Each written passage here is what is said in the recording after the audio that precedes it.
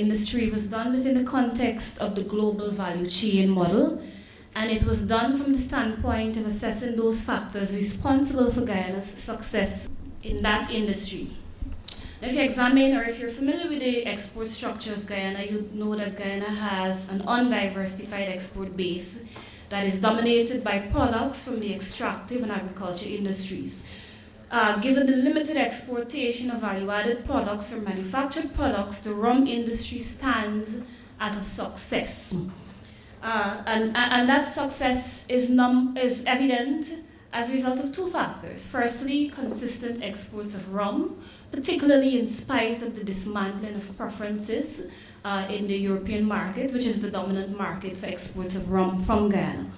The industry also stands out because of the numerous awards that have been received, particularly by Demerara Distillers Limited, which is the dominant producer of rum in Guyana.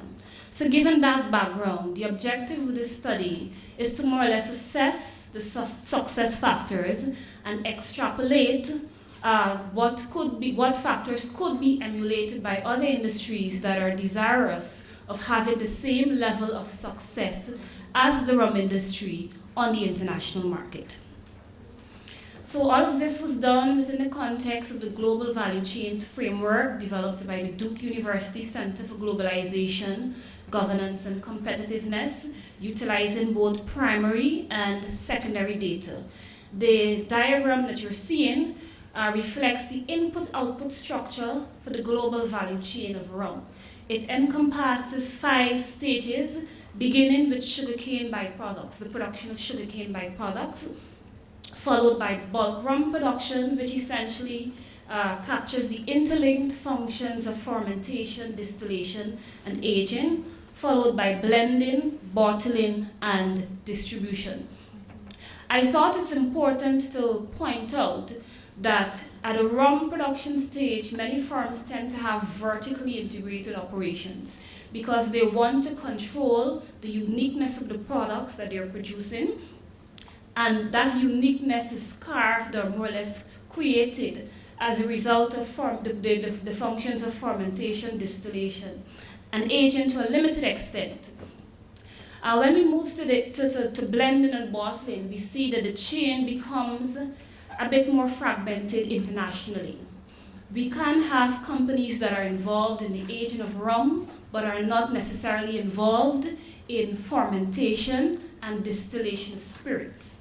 You can also have firms involved in bottling and blending of rum that are not involved in any of the previous functions that I mentioned.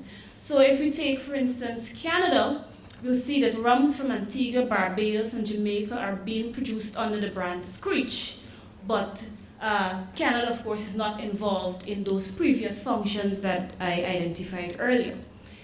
On a global scale, the major import markets are the US and Europe. In Europe, we have Spain, the Netherlands, UK, Italy, and Germany standing out as important markets.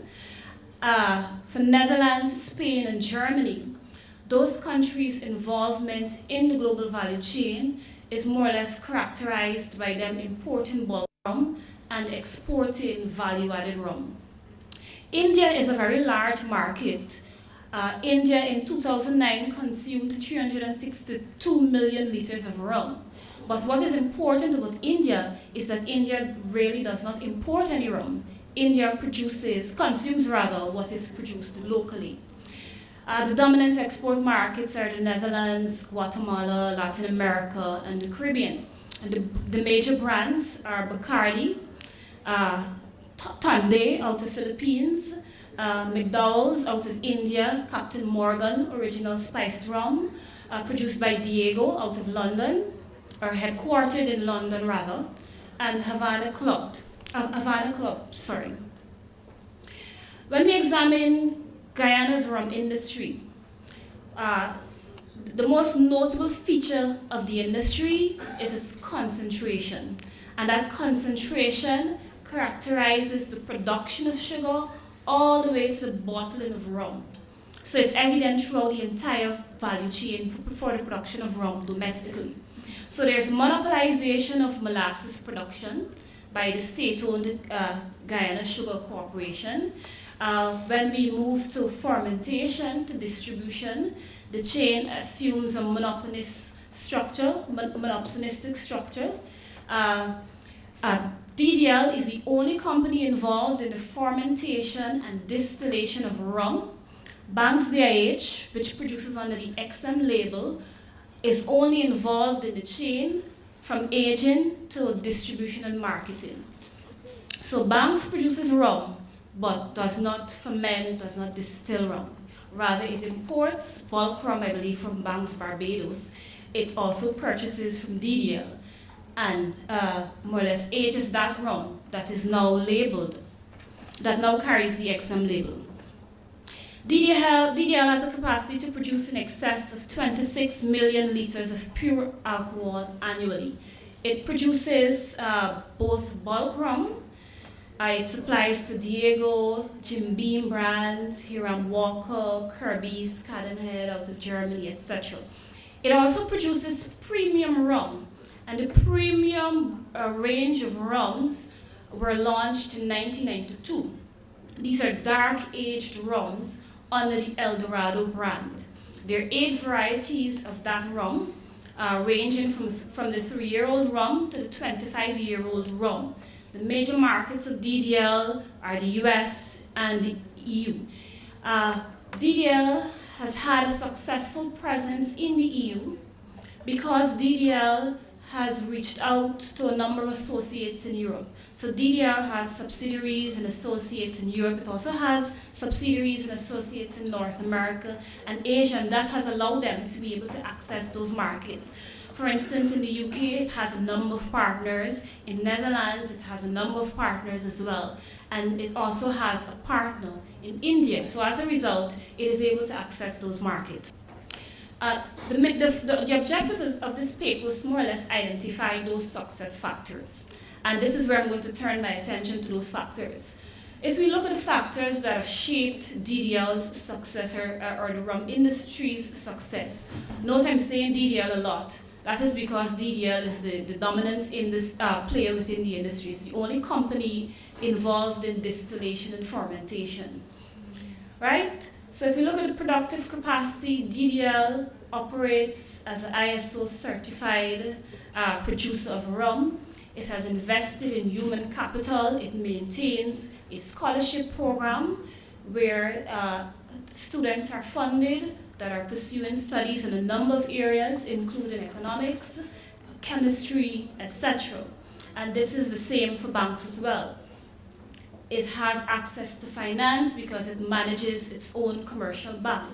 With respect to infrastructure and services, both DDL and Banks DIH are water and energy sufficient. So while the other companies in Guyana face those challenges by accessing those services from public sector agencies, DDL and Banks DIH do not have those challenges because they are water and energy sufficient. Both companies have benefited from a number of policy measures that have sought to improve the business environment in Guyana. They've also benefited from trade and investment policies. And very important, because my focus was to try to examine factors or look at factors that could be emulated by other industries. But when we look at both DDL and Banks DIH, we see that their institutionalization started since the 16th century.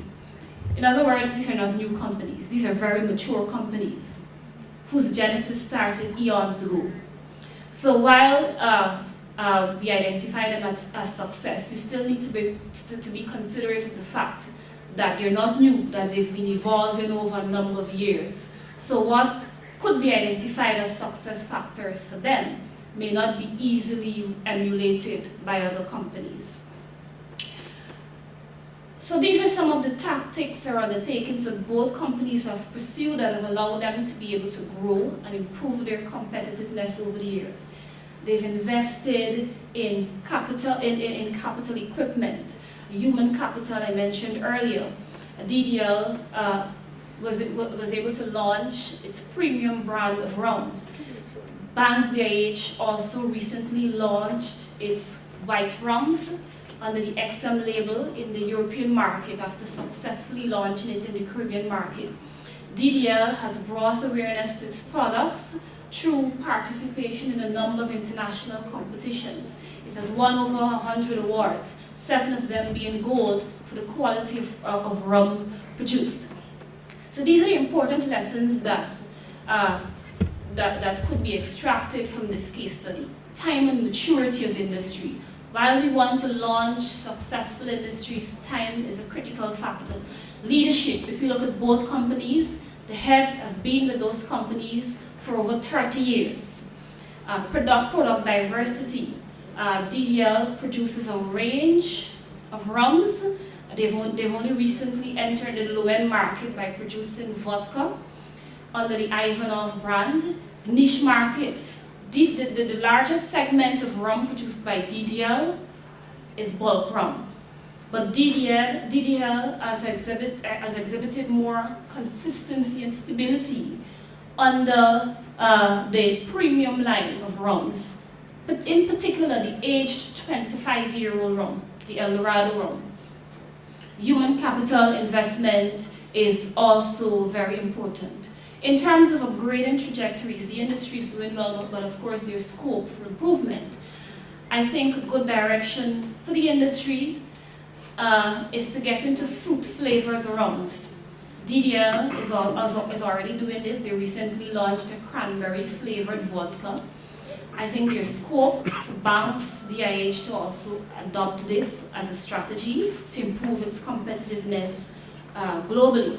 There are several factors that could inhibit that. Of course, US subsidies, for instance, can affect their capacity to further penetrate the US market. You may not be aware, but the US has a system in place where 98% of the earnings and duties levied on non-US made rums are returned to those producers, which gives them artificial competition and could affect other producers. But at the same time, there are a number of opportunities that we can exploit. If we examine the global market, growth is significant for the aged rums, for dark rums. White rums are also exhibiting growth, which means that Banks DIH is in a very good segment and should probably try to expand there. I think there's scope for them to further explore involvement with other companies, developing relationships with other partners that will allow them to be able to access other markets. If we examine export trends, there isn't a significant presence in the US market, although DDL spent some $5 million to obtain to protect the El Dorado trademark in the US market. So there's scope for us to expand in that market as well. Given that fact, there are a number of things that should be improved and would necessitate actions by public sector agencies. First and foremost is improvement in the local sugar industry, which supplies molasses to DDL. In times of shortages, the company has been forced to secure molasses from Brazil. We don't want that. We want to establish proper linkages where molasses could be supplied to the industry by the local company.